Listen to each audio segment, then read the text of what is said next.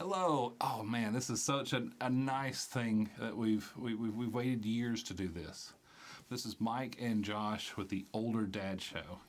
All right, now this is our more futuristic shows. If you've watched us on other things, I need to go ahead and basically answer the question of why do we wear these tweed suits? Now, of course, most people know us from our Amish of Etheridge and our Amish and Mennonite channels. Because we have about 90,000 people as of recording this that watch us there. Now, of course, the Amish and Mennonite Old Order communities are very distinctive. You never have to ask yourself, I think that's a plain community person. Yeah. They're very iconic looking. They all look the same, all that sort of thing. We didn't want to do that because it's a little offensive, and let's face it, you would just say you're impersonating somebody or you're being costumey. And we're not. We're hat people for a long time. What we wanted to do is sort of pick a character in history that kind of had a respect amongst his fellows of being a wise person, a person that you can rely on, a person that you would go to for advice. If you have a little bit of a problem, you can sort of say, I need an educated gentleman who could respect me in my position and give me something that I can use. And what we sort of settled on was that country gentleman that would wear a tweed, who would walk through the countryside enjoying life. And sometimes that might be a country doctor. Yeah. And he would come to a house with his bag in hand. You can call on him in the middle of the night. You know he would show up. This person would come in and assess the situation and try to administer some form of help. And I believe in our current culture, we need that now more than ever. Now, we settled on a number 36. What I mean by 36 is that if you were 36 and up before you had your first child, not your first child with your third wife, but your first child at all, that means you lived 18 years after your 18th birthday before you started having your own children. That means you didn't copy and paste from your childhood onto your child. So that allowed you to be your own man, right? The kind of person that says, this is what I believe, not what my parents did, and I'm just basically recapitulating whatever they said to what made you who you are. You had life experience by the time you're 36. You've probably had your education, your career path, and all of the things that make you you. You're about to enter your 40s, or you might already be 40 before you had your first child. Now, we both fit in this distinction. He was 36 and I was 38, going towards 39 before I had my premature infant at 1 pound 13 ounces. Now behind us is a green screen. You're going to see the images change. And if I clap my hands, that doesn't mean you have a clapper. It means I did this in editing with our HP workstation. You might be seeing shows that are previously recorded or done live with Vmix Pro. We are speaking through an audio interface later on from PreSonus. These are Neumann KM184s above Josh and I. And that is what we use. And that's why in episode 1, what we're wanting to do is kind of tell you who we are, what we do in other places and other things, and what this show is primarily going to be about. This is, like I say, our most futuristic shows. Once we got to be in our 40s, we realized something with our degradation of our parents, is that we're going to be there sooner than later. And we need to start thinking about what is the best for our children so that we can parent them well. And a lot of times, because we don't have to face the peer pressure of people that are under 30, you know what I mean, as much, or we'll say under 25 in most cases, the parents typically ruin it for other parents. We're generally outside of that paradigm. We don't rely on all this kind of nonsensical stuff about what you're supposed to do or try to do. What we want to do is focus on what is the best for our children so that we don't all have mashed potatoes for brains, you know what I mean, and start thinking kooky stuff. Coming in the future and what might be good from the past bring the future. Yes. But mainly the future. Absolutely. Back when people had a lot of kids, they all went to the farms, they all served, they all had a role, you would say. They didn't have television much. They definitely didn't have internet or a streaming computer, something like that. And so we've kind of had both of them, that we were already after high school, that before anybody really got the internet in our area. So we had to kind of grow up in an analog beginning and a digital adulthood. Yeah. And so that we have a mind in both, so we can have context in each place and kind of guide our kids on what would be the best of both properties and hope that we have a child that can excel in the future. Not that we want our kids in front of your kids. We do not really believe in versus sports even because of that. Let's fight it out all the way to the top only to find that your boss has a newer car every year and you've got the same problems. So what we want to do is sort of challenge the systemic approaches to what we would say the economy and livelihood and our own career paths and, of course, the education and the career paths of our youth. So that's what we want to do, all right? That's in our intentions anyway. Well, we got to tell them all too, Mike, that's the thing about us. We want to be very correct and very accurate on what we're telling you guys, but we're going to be very open and true. Now, we definitely don't want to give them the old bait and switch. No, we will not do that. Nobody likes that. And no.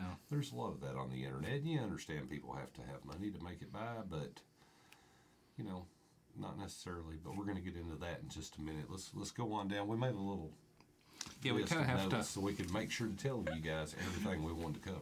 Absolutely. And so what I said is what is our intentions? Like I say, I'm not editing this part out because I want to be as real and as authentic and as trustworthy of a person I can be to the older dad community, because it is an up and coming community, and it's not that I want to be the dawn of this community or something like that. I'm not saying that at all, but I want to start here.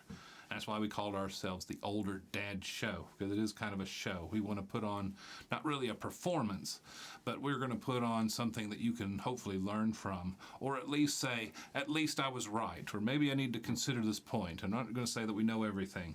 It's just that as I've had multiple surgeries and problems in my life, and when you're laying on a bed of a certain kind and you start thinking, I'm not going to make it, and they call in family, you start thinking, oh no, this isn't going well, is it? I wish I would have. And then you'll fill in the blanks from the things that you really wanted out of life.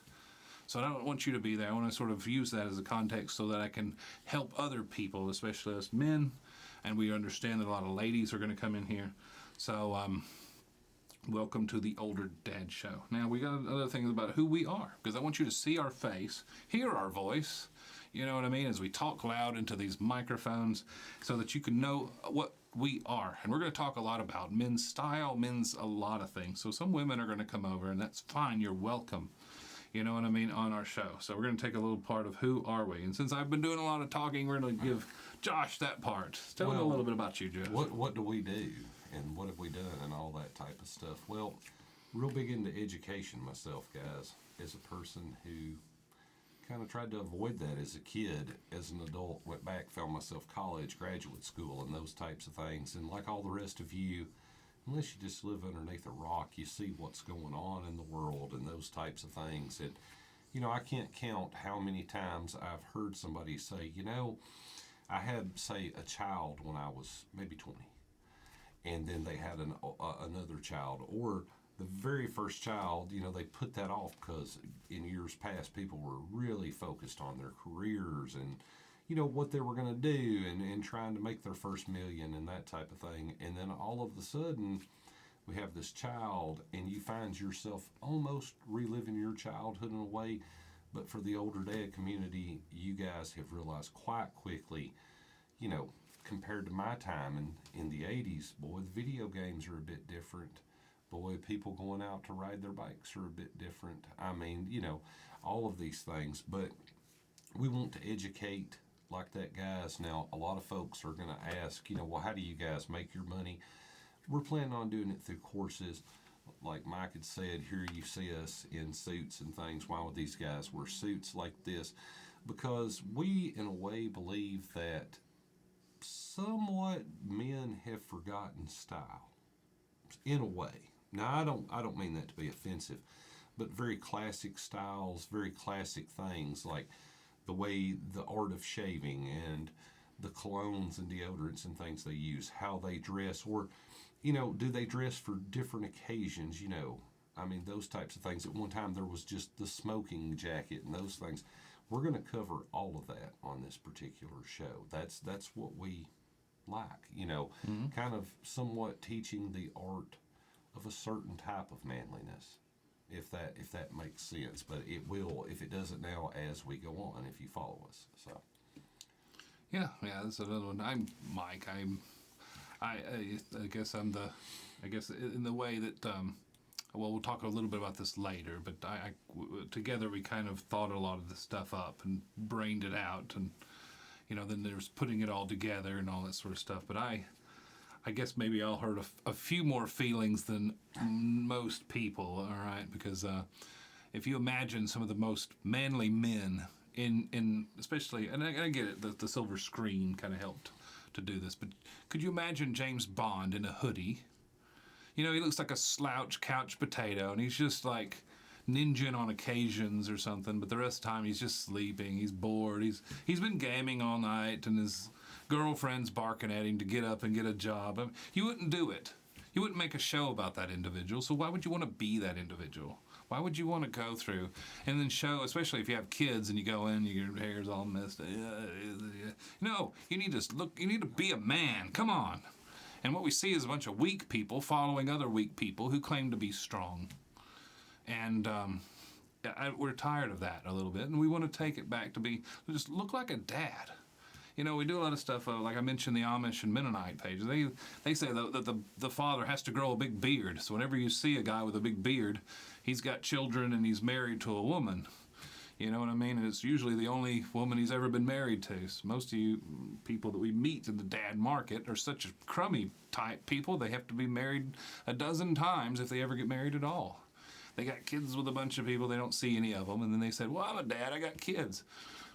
Okay, well then who's watching? Oh, I know they like Call of Duty, and it's like, oh, here we go. Oh my.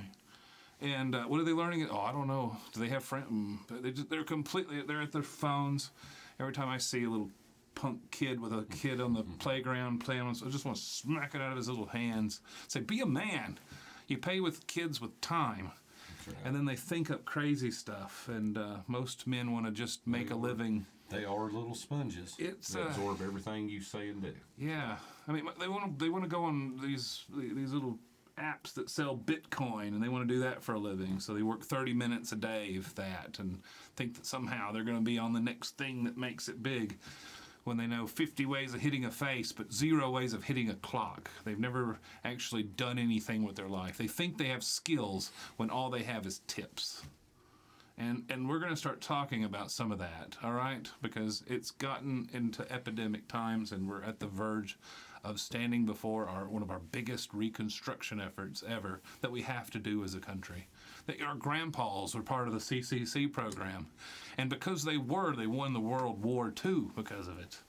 They were really great men, and they were wanting to prove something, and then they got sent, and it was terrible, and it was tragic, and I get that. But they built the world, or especially the United States, up to its most powerful time. And it seems like that there was a place here recently that it seems like it all fell apart. That dadness, the essence of what it is to be a man, has just escaped everybody. And they think by climbing on a horse or spending some nights out in a glamping tent or something like that is somehow going to fix it. As if you can go back to some, iconic cowboy figure and then find yourself being so clueless that another man who's been here before has to help you out.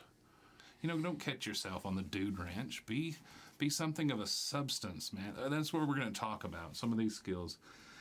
If we landed in a foreign country, we would look around and say, well, we're probably not going anywhere for a while. Yep. And we would start getting sticks, and we'd start fashioning something other, because eventually the rain is going to come. And that's going to determine what kind of man you are. So in this episode 1, what we're going to do is kind of explain a little bit of that. And our time is done. We've probably learned everything we're going to learn. We've probably done everything we're going to do. So it's up to us to really look for how do we set our children forward, and that means your children too. So we're going to have a course, what it's like to, or basically, I don't know, it doesn't really have a title yet.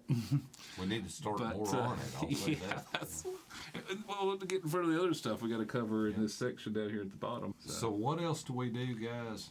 I'll tell you. We actually have like a parent company, and that is the Progeny Adventure Group, LLC. Now, underneath that, it's like an umbrella. we have all our different shows because you may have seen us elsewhere. Myself at the Crockett Coonhound, especially, it's a different show. The Amish of Etheridge, and then a lot that Mike focuses on, and you might tell them a little bit about that, Mike, and Yeah, everything else. I mean, why they would see us elsewhere and how it's all set up the way it is, because it's so much we can't put it in one. yeah, there's no way one channel can do all of this, and sometimes those other channels kind of spawned other shows because we were trying to, well, we discovered almost like a hammerhead in our lawnmower sometimes that other areas of focus needed to be included, but we couldn't fit it, so we made a whole show, and we found that it was like a magnet. Other things stuck to that particular show, and then other things kind of freed up some room for other things to stick to this other show. So that's why whenever our outdoor focus part of the Older Dad show was coming around, what we figured out is there was a lot of those campfire moments, if you will, with your children outside. You know, we could focus on, like with Josh talking about the Crockett Coonhound, as we take our kids coon hunting, not with guns and so we flash a light, you know, or whatever, and we just move on. It's more about being out. There's a whole world that is outside at night.